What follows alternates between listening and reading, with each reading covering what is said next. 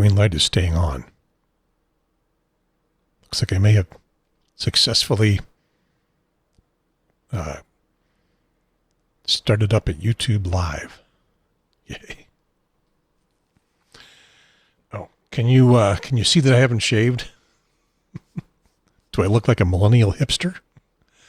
Or just like an old man who hasn't shaved in a couple of days? Oh, no, wait, this isn't me live. This is me using that face aging thing. I actually look much younger and shaved. You know, if I had any money to spend on this stuff, I would hire a writer, and I would hire an editor. You can tell that I've been working for a couple of days preparing this episode, and I'm not sure why. With any luck, they would both be better than me. And then I would hire a host to be on camera who would be way better than me. And I would retire and live off the millions that this show would generate. From the studio in the bonus room above the garage on the north side of Cary, at the foot of Mount Belzoni, this is the Triangle Talk Show. I was way too fast reading that. And I totally forgot to do this. Put up the title. This is episode 66. It is a Mueller episode, the title of which is Mulling It Over. Today is Monday, July 29th, 2019. I am Gary Pierce, and I am a private in the military. There's a lot of music left over. The Triangle Talk Show is a podcast and a YouTube video. It's for the Triangle area of North Carolina. We cover anything we want to, some progressive politics. Try this again. It's written down there and I can't do it right. We cover anything we want to, some progressive politics. Our website is the Triangle Talk. That isn't written very well. That's why I screwed it up. I've done it better before. It's the same thing. But I don't know. It's not written very well. Our website is thetriangletalkshow.com. We've got a Facebook group. It's also named Triangle Talk Show. Facebook.com/Triangle Talk Show. Anybody ever go there? On Twitter, we are at Talk Triangle. And on YouTube, we are, at least last time I looked, back down to 50 subscribers. We were at 51 for a few days there. Apparently, we lost one. We can't afford to lose subscribers. We need 100 for our custom YouTube URL. So please subscribe. Subscribe with the understanding that I will not pander in any way to get you to subscribe or to remain subscribed. I won't do anything you want me to do. But please subscribe anyway. The Triangle Talk Show is really just a vanity project for me, Gary Pierce. On with the show. Did you watch the Mueller congressional hearing last week? Did Mueller's performance, I'll put that in quotes, performance, before the House Intelligence and Judiciary Committees, did that bother you? Because it bothered me. I'm 69. I'm going to be 70 in October. Mueller is 74, 5 years older than me. And he seemed, well, even older. How do I put this? He wasn't doddering, although, sometimes it seems like he was. I often saw him hunting for pages in his report with that big binder and the great big rings. Well, whoever was asking the questions just zipped right along because they only had 5 minutes. He had lots of hesitations. He asked for a lot of repeats. Sometimes it was because he had been hunting for a page. Well, that questioner just kept on rolling, and it took the Congress people a long time to get it. That he wasn't going to be paying attention to him if they referred to something and he needed to go look it up. But he just seemed old. And remember, I can say that because I'm kind of old too. I'll talk more about old in a few minutes. You can come up with a lot of defenses for why he was the way he was or seemed to be. You can be mean about it. And, the right attacked him, sometimes gently, sometimes being a little careful, a little, there's the bug, a little politically correct about it, but sometimes not. Sometimes they were vicious. The left mostly defended him, kind of ignoring the elephant in the room, I think. If you bring up the word dementia at your peril, either from the right or the left, but mostly from the right, that's where some of it, what little of it there was, is where it came from. But we were all wondering about that, weren't we? At least a little. So my conclusion is that Robert Mueller shouldn't have been giving that testimony. Somebody else should have. Maybe that guy sitting next to him who never got to speak. Rachel Maddow got close to saying that on her show, the first one, the evening of the hearing. She called for getting testimony from more of the lawyers on Mueller's staff. So, keep things going. The Republicans, of course, say, it's all done. Nothing to see here anymore. We're done. Of course, they've been saying that for a long time. And the Democrats are a long way from being done. But Rachel Maddow wants to see more from the staff and more congressional testimony. The Democrats who insisted on having Mueller testify should have known what they were going to get. They should have. But maybe even probably, they didn't. And now, before I go any further, I want to note that before this special counsel investigation, before this all got started 2 years ago, Robert Mueller wasn't on my radar at all. I don't remember him as a former FBI director. If I'd seen a clip of him on the news, I don't remember it. When he was appointed special counsel, I had to make an effort to memorize his name. For the first few months of the investigation, I wouldn't have been able to just pull his name up instantly, if at all, when I was thinking about the investigation. It's like, who's running that? The news would mention him by name, and I would think, oh, yeah, of course, that's who it is. And then I'd forget again. So I deliberately spent some time memorizing who he was. The news people, I think they all remembered him. They remembered his previous congressional testimony, maybe some of the other speeches and public appearances that he made, or, the younger ones, well, they dug it up in the archives. And for a couple of years, while he was doing the investigation that led to the report, we had been building up a kind of impression of this heroic figure. A heroic figure who never spoke in public during the 2 years of the investigation. A heroic figure whose team never leaked. And we all joined the military. We even had T-shirts. At the time, anyway, I didn't go dig up those archives. Not until I was so surprised and disappointed by what I saw at this hearing. And then I did pull up some clips from the past couple of decades. And in another few minutes, or 5 or 10, I'll show them to you. But before that, right after the hearing, I went looking for explanations about what was up with Mueller. For a couple of days, all I saw were the right's attacks and the left's defenses. And then I saw an article in the Washington Post. And let me see if I can get that up here. Yeah. The headline, Mueller's team is said to have told Congress his acuity was not an issue. Some lawmakers privately worry it was. That was an article by Matt Zapotowski and Rachel Bade. It came out on July 27th, so that's 3 days after the hearing. And the article begins, the whisper started in 2018, though they were originated, or where they, though, try that again. The whisper started, I'm not going to edit that out. The whisper started in 2018, though where they originated remains unclear. Robert S. Mueller III, the taciturn Marine veteran leading an investigation of the President of the United States, might not be as sharp as he once was. Mueller's team denied it. The article doesn't have anything more concrete to say about Mueller's condition, his mental acuity. It does note that at the last minute, Mueller also sought to have Aaron Zebley, his top deputy in the investigation, sworn in to testify alongside him.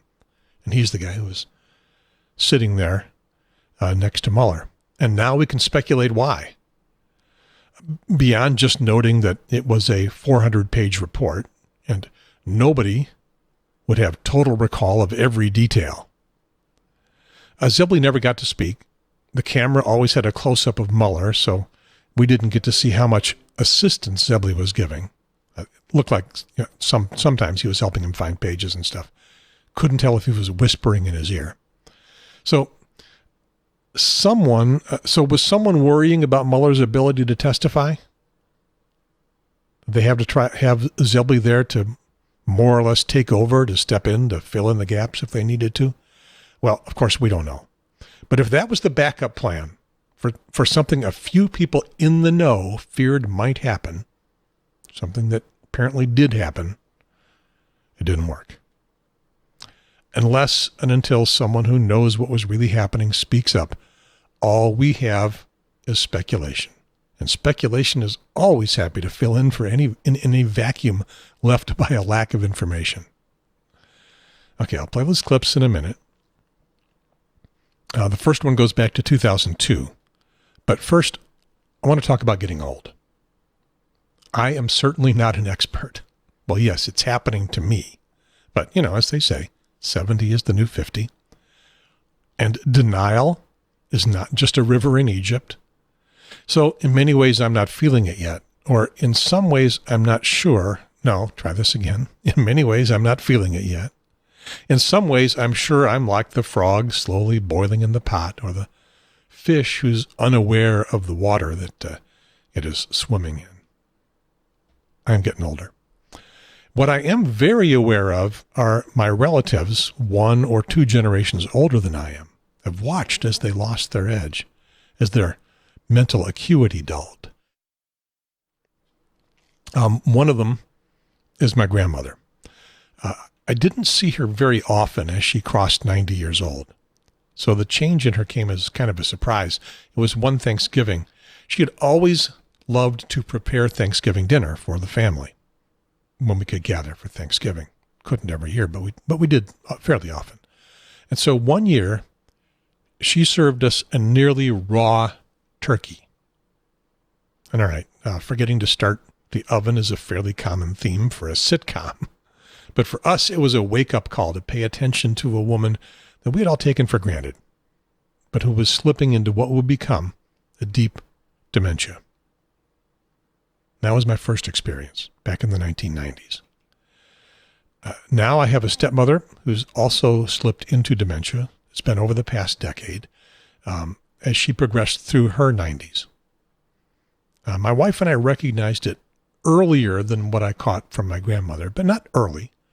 After my dad died, we saw her about once a month for a pleasant lunch. Sometimes we'd handle some chores or help her with planning the next stages of her life. She was going to sell her house and move into a retirement community. She was very, very smart, very intelligent. She was able to handle her own affairs until she wasn't. We got a few little clues. A few times when on our drive home, we would ask each other if we noticed something a little off, maybe. But my stepmom was very good at, covering it up. She could handle a conversation just fine. Nothing stood out until we got down to the details. And then often the details were missing, or she'd try to hide them. Then we discovered she had stopped cashing checks and stopped paying bills. Her decline had come quickly over the course of a year or two, and she hid it well. That's a big takeaway from what I'm talking about. We, individuals, family, society, we hide it.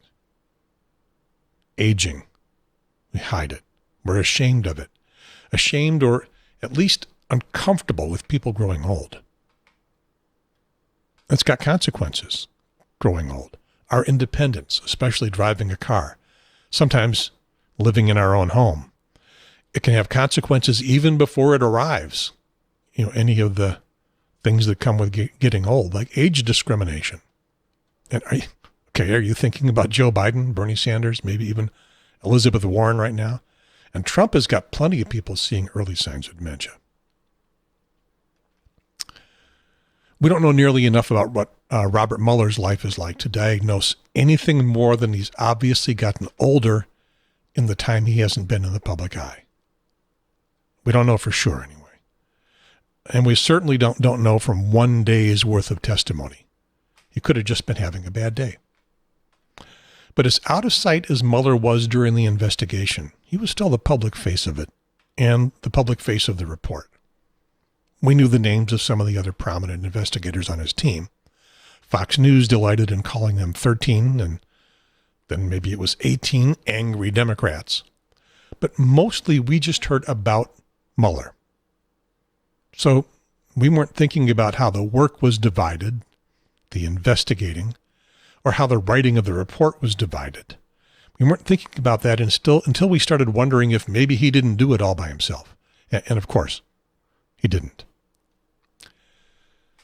If Mueller's staff saw a decline in their boss over the 2 years of his investigation, and 2 years is plenty of time for that decline to show up, if they saw it and covered for it, then they were doing pretty much what we all do. We deny, we cover, and often we wait too long to do something about it.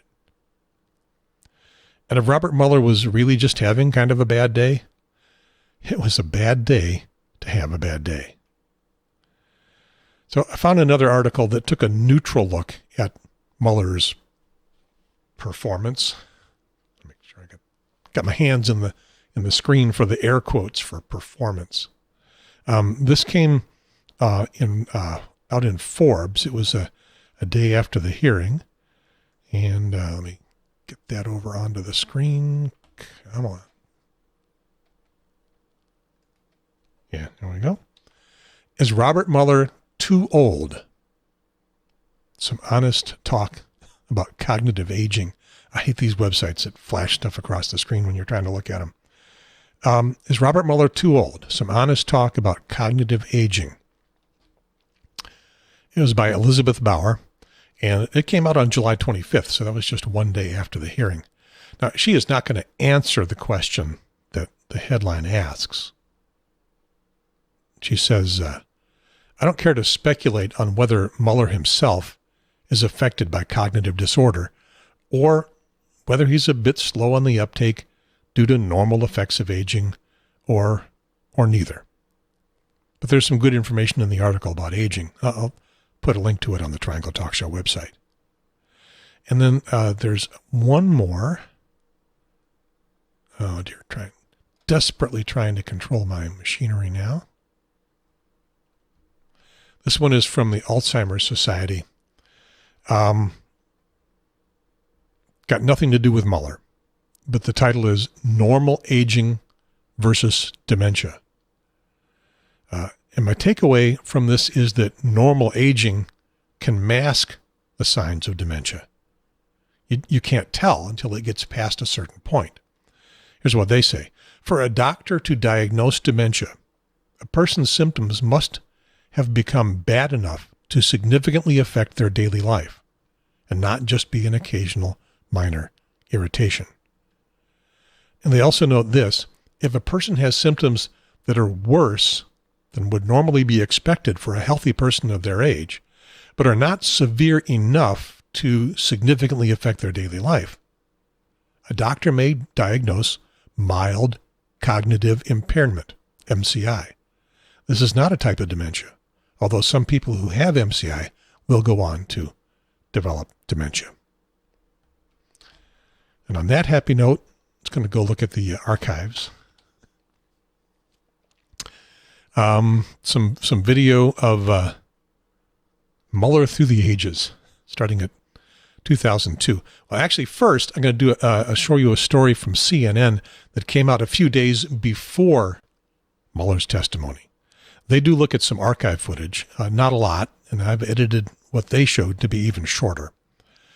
There's some speculation here of what to expect this is before Mueller testified, so they're wondering what to expect, and it does include what we saw, that Mueller wasn't going to expand on what was in the report.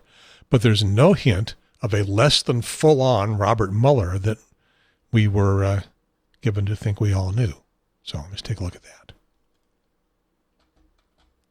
If I can make it play. 360's Randy Kaye spent hours sifting through video of his previous testimony for insight into exactly what kind of witness Democrats and Republicans can expect. The cyber threat has evolved significantly over the past decade. When Robert Mueller testifies, he's laser-focused, never saying more than he has to, never claiming to know more than he does. At his FBI director nomination hearing, he showed a rare moment of lightheartedness when asked about FBI managers being required to take polygraph tests. I have already taken that polygraph. The only reason I asked that question is I knew you had, and I just think it's important. It's important for people to... Yeah, how did you do? I'm sitting here. That's all I can say. Sorry. While he is most often precise and polite, he does not like to be pushed around. Why did no one go to the mosque and say, who are these guys? They may attend here. Why was that not done since such a thorough job was done? Nor does he like to be interrupted. Your facts are not altogether well. All right, point out specifically. May I finish my point out specifically. Sir, if you're going to call me a liar, you need to point out specifically where any facts are wrong. We went to the mosque. Prior to Boston. Prior to Boston. Prior to Boston happening, we were in that mosque talking to imams several months beforehand as part of our outreach efforts. Joining me now to discuss Robert Mueller's career and his previous relationship with Congress, someone who worked directly under him at the FBI, John Pistole, who served as deputy director. John, do you expect the Mueller that we see on Wednesday will be any different than the Mueller we just saw in Randy's piece? Very serious, very prepared witness, generally, who's not afraid to push back on lawmakers? No, I think that's right, Anderson. I think that the piece that Randy teed up will be an example. Those are examples of what he will be testifying like, where he'll be factual, he'll be responsive to the questions, perhaps succinct in those responses, and some may even find that to be terse in terms of short to the point responses. But I think he will try to also refer back to the written report as much as possible, so he doesn't elaborate on that with his opinion or recommendations or things that beyond the scope of the report. Do you see him actually ending up kind of reading from the report itself? I could see him doing that if members ask him questions that are directly answered in the report. I could see him saying, well, I've addressed that. The special counsel's team has addressed that in the report. And if he is pressed too much, he may even say, for example, on page 67, you'll find the specific answer to that. And then he may pull that out and read it, perhaps just to delay that or extend the timing of his answer, so limiting other questions and things like that. So we'll see about that. Well, we did see about that, and he didn't read from the report. The Democrats would have loved to have him read from the report. That's some of what they were looking for him to do. They were sure, they had been told, and they were pretty sure he was not going to do that, but they tried to get him to. Instead, they would read from the report and say, right? And he would go, yeah. Yep, that was it.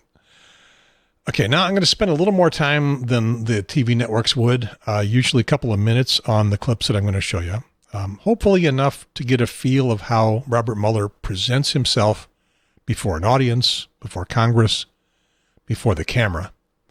The first one is going to be from 2002. Mueller was speaking to a class at Stanford.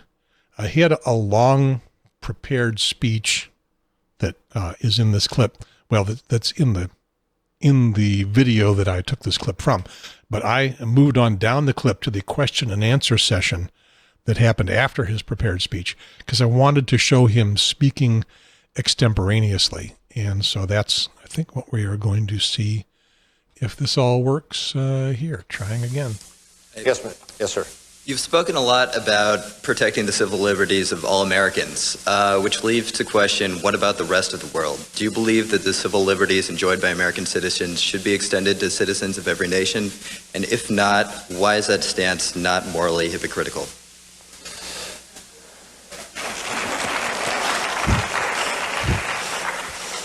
That's ideally, yes. I am worried about the United States. I mean, we are a domestic law enforcement agency, although I've just said how international we will be.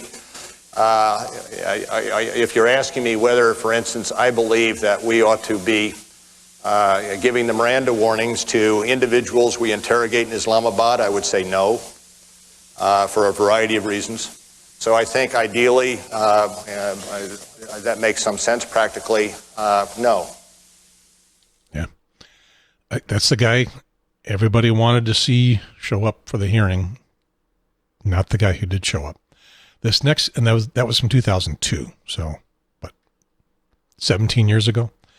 The next clip comes from 2007, and this is the only thing that I could find, a prepared statement before the Judiciary Committee. So he generally does better if he's just reading a prepared statement than if he needs to speak extemporaneously. And so this is 2007. For the past 5.5 years, the FBI has been undergoing significant restructuring, significant realignment, and significant transformation, all designed to better position the Bureau to meet the threats and the challenges of the future. The men and women of the FBI have demonstrated the ability and the willingness to embrace change for a better, stronger, more effective organization. As a result of these changes and the dedication of FBI employees, our accomplishments have been many. They include terrorist plots thwarted, espionage activities intercepted, cyber intrusions detected, corrupt government officials convicted, violent gangs dismantled, and corporate fraud uncovered. The next three clips. Oh, no, wait a minute. I'm ahead of myself here. All right. In 2009, Mueller gave another talk at Stanford. This started as a more or less prepared speech, but he's not reading it. It looks like he's speaking from memory, unless there's a teleprompter hiding someplace off camera. So we're going to go back to Stanford, and here he goes. And when I left 8 years ago, Stanford was one of the most prestigious, premier educational institutions in the United States. I come back to find that it is nothing more than a typical football factory. Given, hey, I thought there'd be a warm-up joke. What I'd like to do, I'm happy you called a conversation. What I'd like to do tonight is talk a little bit about where we've been in the last 6 or 7 years, and where we are today and where we're going in terms of our priorities. And then talk a little bit about lessons I've learned, mistakes I've made in terms of trying to bring the Bureau through this period. And in the end, talk a little bit about what Mike said in terms of the legal environment in which we find ourselves and the extraordinary importance of the dialogue with regard to the balancing of national security against privacy, civil liberties, and the like. Okay, that was from Stanford in 2009, so 10 years ago. Going to move up to 2013, and we got 3 clips to play. These are more congressional testimony. He was director of the FBI throughout most of this that we're looking at. These are not prepared statements. They do sound like talking points that he had rehearsed pretty well. So back to Congress. I know there is very little you may be able to say in a public setting, but to the extent you can, please explain to this committee why you think these programs are important and how they protect the American people from terrorism. Do you share the concerns of many members of Congress, including myself, and American citizens, that civil liberties need to be protected in the operation of these programs? Well, let me start by saying that the challenge in a position such as I have held for the last 11 years is to balance, on the one hand, the security of the nation, and on the other hand, the civil liberties that we enjoy in this country. And there is not a day that goes by that we don't look at some issue that raises that balance. One of the things we do insist upon and assure, and that is any endeavor we undertake addressing national security is legal. In this particular case, the programs to which you refer, the legality has been assured by the Department of Justice. The FISA court has ruled on these two programs, monitors these two programs, and again, has assured the legality of the efforts undertaken in these two programs. And lastly, I will say, in response to what the Ranking Member Conyers said in terms of a debate, Congress has been briefed, as has been pointed out, has been briefed over the years, was briefed prior to the 2009 re-up, was briefed before the 20,000 re-up, in an effort by the administration to make certain that Congress knew and understand the efforts that were being undertaken under Section 215. And if there were a change to be made by Congress, if the line is to be drawn differently, so be it. We would follow that to the letter of the law. But I repeat that in both of these programs passed by Congress, they have been approved and the legality assured by the Department of Justice, by the FISA court, and had been briefed. And let me interrupt you because we do need to get a couple more questions in. What level of priority would you characterize the IRS investigation at the FBI? I would say it's a high priority investigation in that it needs to be handled with care, but it also needs to be pushed aggressively because it's a very important case. As I think you're aware, we've worked together. I will pull no punches in terms of where that investigation would lead. And we would go down any path that would lead to evidence on individuals, organizations, or otherwise, and we're in the process of doing that. We have substantial, I think, numbers in terms of those who are working day in and day out on the investigation, both internally in the FBI, but also with support from the Department of Justice where we need legal process. Again, I'll have to get back to you in terms, and as I said to Senator Sessions, in terms of the pace and progress of the interviews. But I am aware of some of the ongoings in the investigation, and I do believe that we have moved it expeditiously during the period of time we've had it open, which is probably about a month now. I took note of the fact that the computer system at the premier investigative agency for law enforcement in the United States of America on 9/11 was as archaic as anything anyone could imagine. Tell me today, where are we 12 years later in terms of the computer system of your agency? One of the reasons for staying the last a couple of years is to get over the hump in terms of the computer systems. We have this computer system called Sentinel that has been operative for the last 2 years. It's cutting edge in terms of case management. Many of our other programs we have not only upgraded but are now incorporating in a much more effective network.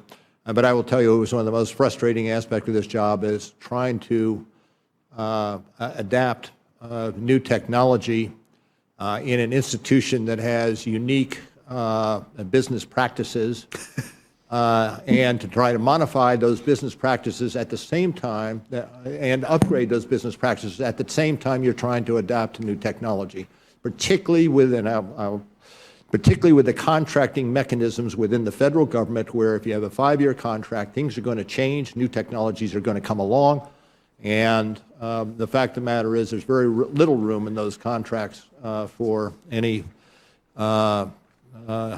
ability to change, to adapt to the times. But if you had seen, I mean, I vividly remember being in our intelligence, what we call SIOC, intelligence operations room, in September 11th, and the papers stacked up. And in Boston, we were back in the same place, and there's not a piece of paper to be seen. And also, to the credit of the Bureau, the ability to identify those two individuals in Boston within 48 hours after it occurred, utilizing the various technologies in our laboratory, as well as up there, is, I think, testament to the fact that we've come a long ways. Still ways to go, but we've come a long ways. 2013. So 6 years ago, and I think I can start to detect that he's looking and sounding older at that point. Still able to speak very cogently, very directly, and at length, and having no trouble getting his thoughts out. But maybe a little more, a little more signs of age. 2015 is the next segment. I've got some more congressional testimony, so 2 years down the pike. And I don't know if you did arrive, did you have an opportunity to talk to General Ashcroft, and did he discuss what was discussed in the meeting with Attorney General Gonzalez and the Chief of Staff? I did have a brief discussion with Attorney General Ashcroft. And did he indicate the details of the conversation? I prefer not to get into conversations that I had with the Attorney General. At the time, again, he was entitled to expect that our conversations. And I respect that. Could I just say, did you have an understanding that the discussion was on TSP? I had an understanding that the discussion was on a NSA program, yes. As I'm looking at that, it was labeled as 2015. I think that came from earlier, both by the subject matter, the fact that it was standard definition video, and he seemed a whole lot younger again all of a sudden. So I think maybe not 2015. Okay, this year, 2019, we hadn't heard from Mueller since he began the investigation in 2017. And this next clip is from his announcement that he was going to be closing his office. They had completed the report, and he was going to be resigning as the special counsel.